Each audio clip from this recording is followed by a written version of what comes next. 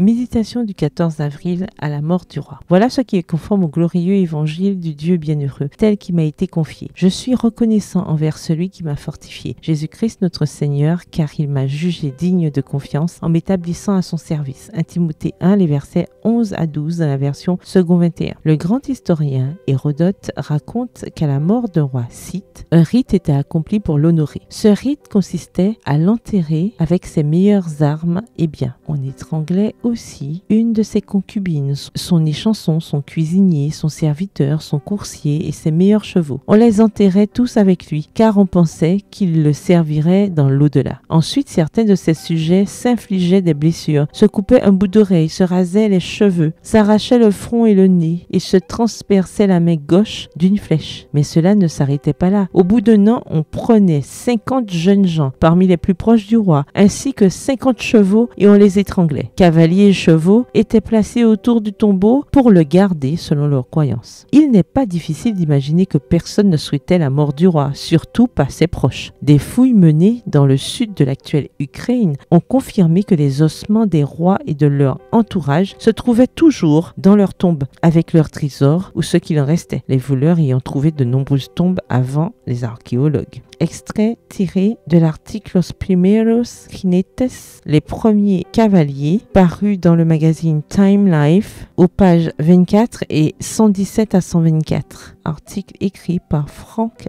Trippett. Le contraste est saisissant entre ces événements et ceux qui se sont déroulés cet après-midi-là sur le calvaire. Le jour où le roi de l'univers est mort, personne d'autre n'a été tué pour lui tenir compagnie. Les voleurs sur la croix exécutaient chacun leur propre peine. Personne ne se faisait de blessures sur le corps parce qu'il portait nos blessures. Personne ne s'est percé la main gauche parce que ses mains et ses pieds avaient déjà été percés. Aucun cheval ou objet en or n'a été déposé dans le tombeau de notre roi parce qu'il est venu en toute humilité sur terre et qu'il n'avait pas de bien coûteux. Lorsque le roi est mort et ressuscité, le pouvoir de la mort a été enlevé à l'ennemi. Les archéologues ne pourront pas trouver ses ossements dans ce tombeau car celui-ci est vide. Quelle merveilleuse nouvelle! Notre roi est mort pour nous donner la vie. Prêchons donc la bonne nouvelle du salut. PS, heureuse parce qu'il m'a donné la vie. Bonne journée et que l'Éternel vous bénisse.